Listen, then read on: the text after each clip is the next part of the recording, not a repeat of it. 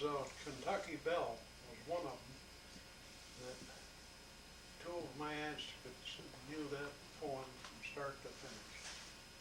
But I've tried to get that, and it's in the Marnes's Reader, 8th grade reader, and I think it was a 1908 reader, I think. And I would like to get that poem, that Kentucky Belle, because it's quite a nice poem. Yeah, do you remember what the story of it was? Yes, Kentucky Belle, this girl owned this horse, they called her Kentucky Belle. And they kept her hidden so that the soldiers wouldn't take her. But they thought an awful lot of her. Well, after the Civil War was over, this young lad was going back north. And he was having trouble. He was in quite a little trouble, different places, trying to get home. And it ended up like she said, she gave him Kentucky Belle. But, Poor Willie. okay. A great crowd of people had gathered around a small ragged urchin stretched out on the ground in the midst of the street, and some cried for shame, and others, could anyone tell us his name? For the poor little body now stretched on the stone seemed only a mass of bruised flesh and crushed bones. But still there was life, and the kind doctor said, "We must take the child home and put him to bed. He must have all the care we can possibly give, and it may be the poor little fellow will live." But alas for poor Willie, he had no nice home. He lived in an alley in one little room, and his poor mother, working from her earliest light, had often no supper to give him at night. But joy for poor Willie, for not far away from the place where all shattered and bleeding he lay was a very nice house, standing back from the street with everything around it so quiet and neat, which many good people had built in his name, who healed all the sick, and from heaven he came, and promised his blessings forever endure to those which comfort the sick and the poor. Here in a room so large, cheerful, and bright, little Willie was placed on a pillow of white. Long rows of small beds and small tables between, coverlets white, and the beds painted green, and so many children, so sick yet so bright, Willie almost forgot his great pain at the sight. But the dear little boy suffered terrible pain when the good surgeon came to examine again. He said the next day he must bring his sharp knives and cut both legs away. How could he stand it? What should he do? So small and alone he could never get through. And then he knew well that he never could run and play with the boys as before he'd done. Poor Willie, he felt that in all that great city there was no one to help him and no one to pity. It was night. In the hospital ward all was still, save the low moans of anguish of poor little Will. And the dear little girl on the near next bed turned round on her pillow and lovingly said, "Little boy, what's the matter? Are you very ill?" "Oh yes," said poor Willie, "and while he's worth still, the doctor's going to hurt my leg so tomorrow I never can stand it, I know." "But Jesus will help you," said dear little Sue. "He suffered and died, you know, Willie, for you."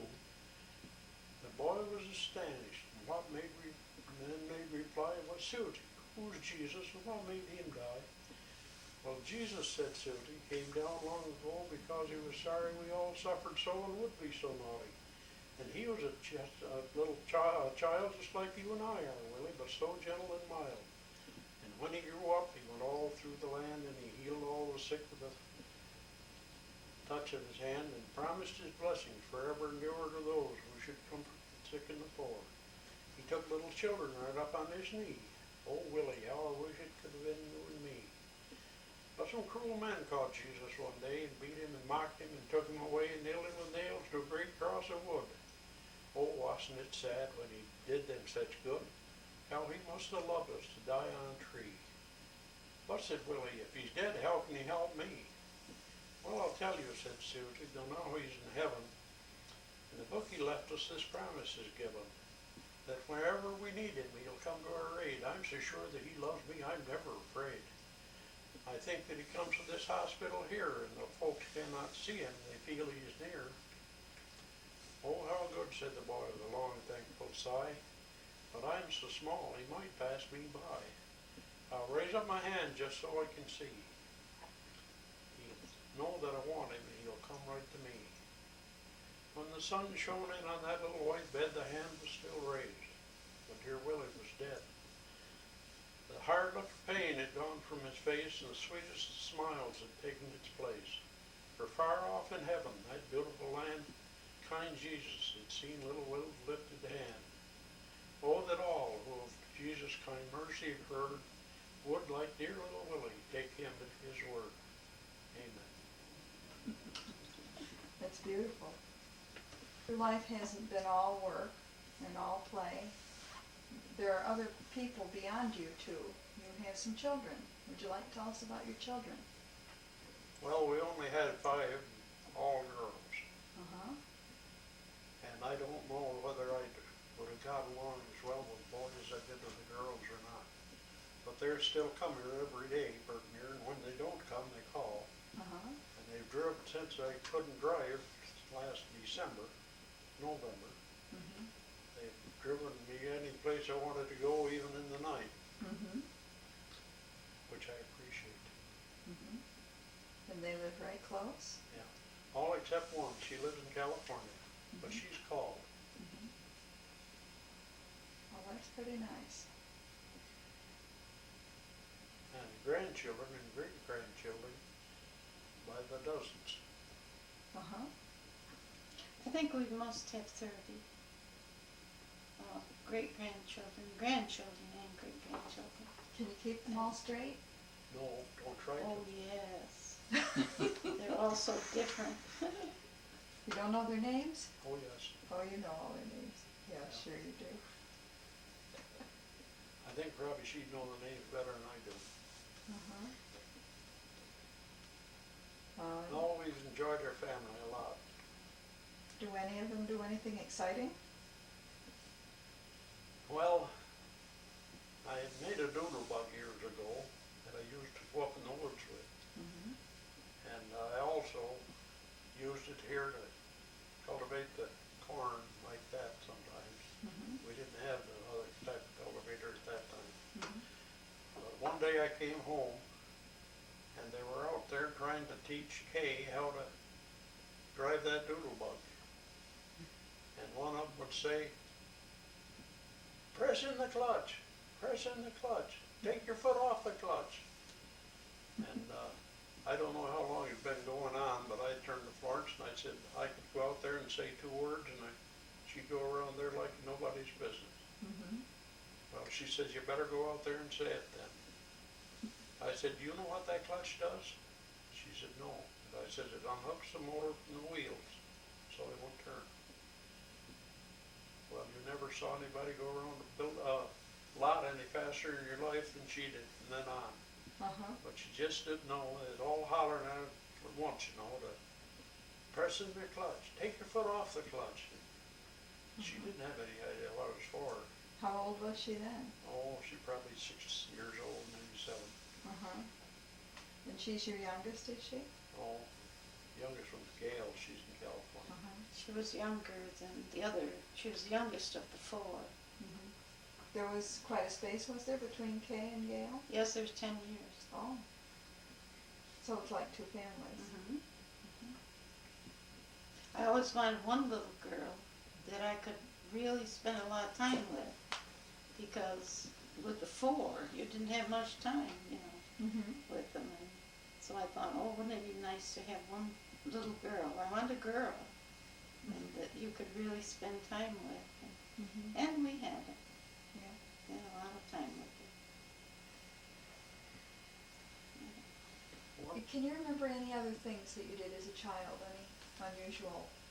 Anything unusual? Anything unusual? Well, at one time, I was sick in the winter. And Doc Shaver called it inflammatory rheumatism. Mm-hmm. And I was in bed for over a month. But my joints had all swelled up. Mm-hmm. After I got in the Army, they wanted to know if I ever had anything of that nature. Well, I said I had what they called inflammatory rheumatism. Well, both doctors looked at each other and said, we never heard of that. So I don't really know what I had. I But think they anyway, probably call it rheumatic fever today. Well, could be. Could be. But anyway, I was in bed, and I always used to drive the horse to get groceries. Mhm. My brother wasn't too good a horseman, and it was in the winter, and of course they rolled the roads then. Mhm. And he went down to get the mother said to him, now you've got to take the horse to school, which was 3 miles, Mhm.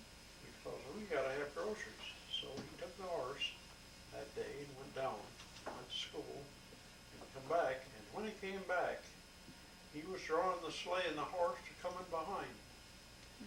The horse had got down in the snow off the high ridge, you know, where the road, Mhm. and the sleighs had gone. He got off that. It was a blind horse too. Oh. And he got him back on the road again. Well, then he dragged the sleigh in for the rest of the way. And they always laughed about that. Drawing pictures of drawing the horse, they called it. They had a big time about that, kidding him. Mhm.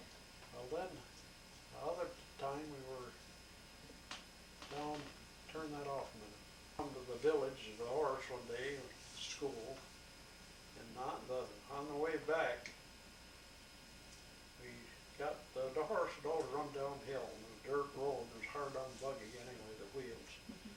and got back to the top of Mitchell Hill, and when we got there, about the time we got to the top of the hill, the rim come right off the wheel and roll back down the hill into the woods. Well, we didn't go back and look for it. That was, you know, that'd been too much of an effort. Mhm. And but the felly broke, the wooden felly that the rim was sweated over to, and shrunk over to keep it there. Mhm. And we'd gone a ways, and that part of that felly broke off and left about 6 or 7 spokes punching right in the dirt. Mhm. And my brother said, about that time we met the Methodist minister, and he was a Welshman, and he said, boys, that doesn't look very safe. He says it's just as safe as it looks. He said, well, we're sowing our wild oats now, we're punching holes for our onions. Get up, Dick, he says, and so we continued on home. Only had a mile and a half to go. Yeah. Hung together all that time, did it? Well, we got home with it. How old were you One then? wheel was badly in need of repair. Yeah. How old were you? Oh, probably 14, something Yeah. like that. Yeah, he says we were sowing our wild oats and we're punching holes for onions. Yeah. There's one thing on the railroad when they come down. I used to go up on the railroad some and go off the other side and walk up the clearing. It was about 3 miles from where the train didn't go any farther at that time. I'd walk out home when I worked in here in Glenfield. And they had these steam skidders. I had a steam boiler on a flat car. Mhm. And they had a winch on there. And they'd have about 400 feet of cable wound around the drum. And they'd draw that out to the half the length of it, a little better than half the length of it, out into the woods. Well, then they had horses draw the logs, and they would clamp them onto this cable. Mhm. Well, they had a wire there, and a whistle on the steam boiler, and one was to stop, 2 was to go, and 3 was to back up. Mhm. And they were working there. I went out through there one day, and they weren't working. They was fixing the skidder. There's something wrong with it. I never did find out just what it was. But anyway, there was a little Swede there by the name of Bill Olam, Mhm. and Dan Jackson was the boss. And he said, Billy, run up to the Y and get me something. I forget what it was. Well, it was about a little over a mile up to the Y where the camps were. He took his hat off and he threw it on the ground and stomped on it. He said, "Pie Jesus, I wouldn't run from here to the Y for no goddamn son of a bitch. It's too damn hot." Oh dear. He said, "Oh, Willie, I didn't mean for you to run, but go up and get it for me, will you?" So he started biking off up the road. And I'll always remember that.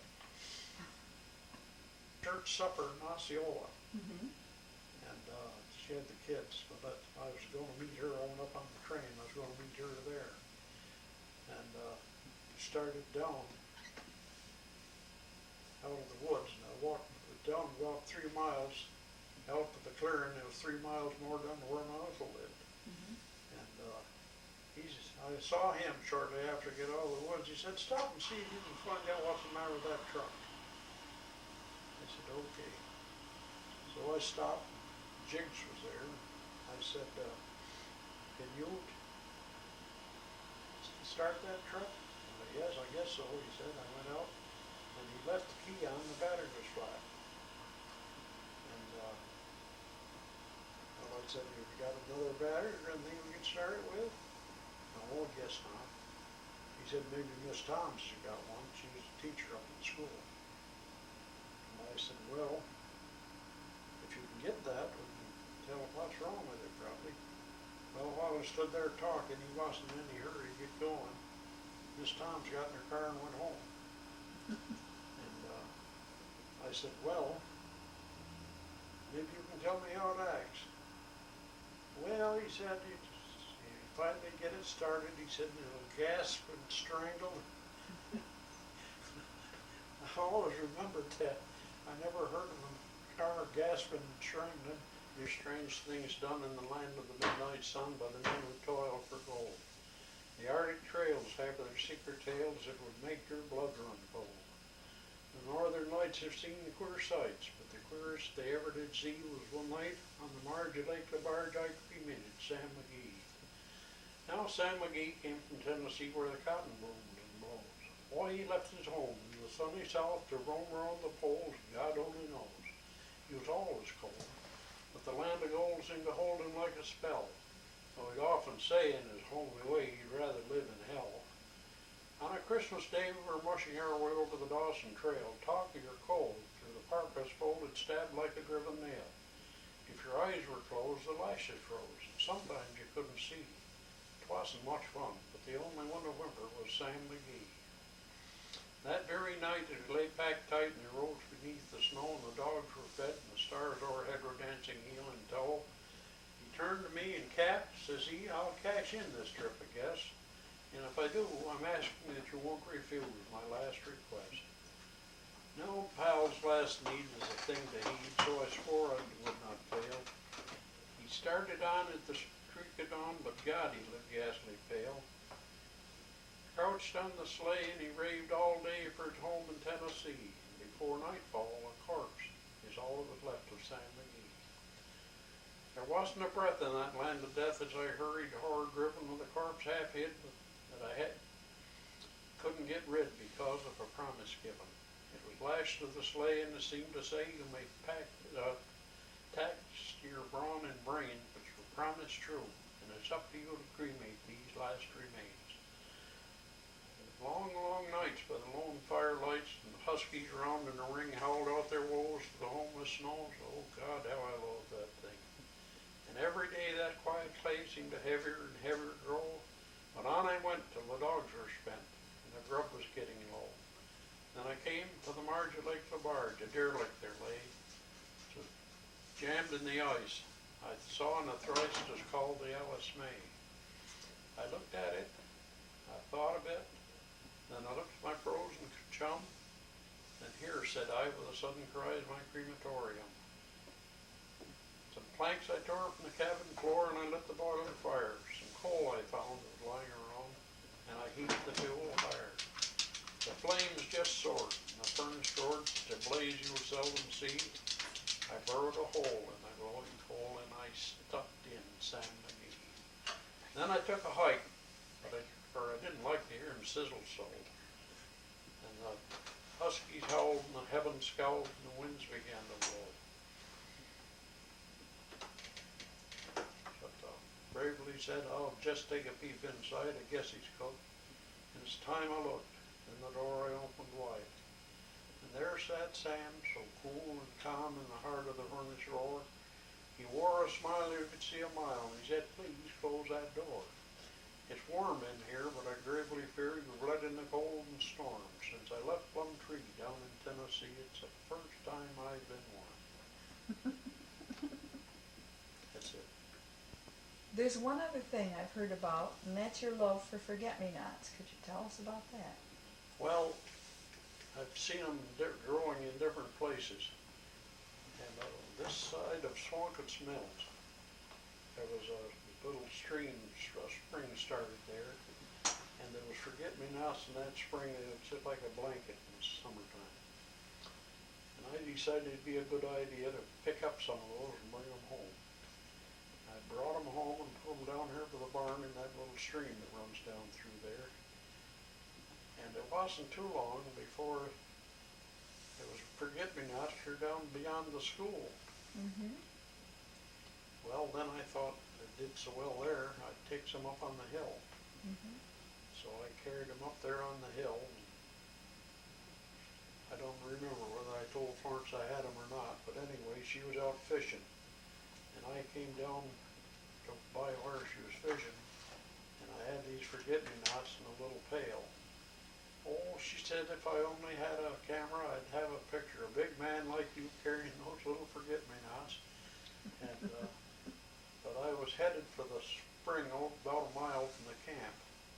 There was a stream started there. Mm-hmm. And I went over and I put them in that spring.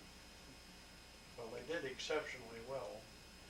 And today, in the summertime, there's a mat forget-me-nots much bigger than this room. Mm-hmm. And I've seen them way down below the county line. Mm-hmm. I don't know whether they get down as far as Jack Hogan's is or not, but Mill Stream goes right by the back of his house. Mm-hmm. But it's, I never regretted putting them out there because I love to see them grow. And the seeds are carried by the water then. Yeah. Uh-huh. Must be beautiful. One thing about the forget-me-nots, I've always liked them. And when I die, I'm not hankering for a big bunch of flowers. If I could just have one little... If you have another recitation, you want It's gotta be a short one. Okay. You got less than probably 1 minute. A bunch of boys are hooking up in the Malamute Saloon. The kid that handles the music box is hitting a ragtime tune. Back of the barn with soul again, that dangerous Dan McGrew. And watching his luck with her light of love, the lady that stoned his loom. When out of the night, which was 50 below and into the din of the glare, there staggered a miner, fresh from the creek, stout dirty and loaded for bear. He looked like a man with a foot in the grave and scarcely the strength of a louse, yet he tilted the polka dust on the bar and ordered drinks for the house. There was none could place the stranger's face. We searched ourselves for a clue. We drank his health, and the last to drink was Dangerous Dan McGrew. His eyes went rubbering around the room, and he seemed in a sort of a daze till at last the old piano fell in the way of his wandering gaze. The Malamute kid was having a drink. There was no one else on the stool. The stranger staggered across the room, and he flopped down there like a fool. In a buckskin shirt that was glazed with dirt, he sat, and I saw him sway. He clutched the keys with his talon hand. My God, but that man could play. Were you ever out in the great alone when the moon was awful clear in the icy mountains, hemmed you in with the sounds the most could hear? With only the howl of the timber wolf, and you slept there in the cold, a half-dead thing in a stark dead world, clean mad for the muck called gold. High o'erhead, green, yellow, and red, the north light swept in bars. Then you've a hunch what the music meant, hunger, night, stars. And hunger, not of a belly kind that's banished with bacon and beans, but the gnawing hunger of lonely man for a home and all that it means. For a fireside far from the cares that are, four walls and a roof above, and oh, so crammed full of cozy joy and crowned with a woman's love.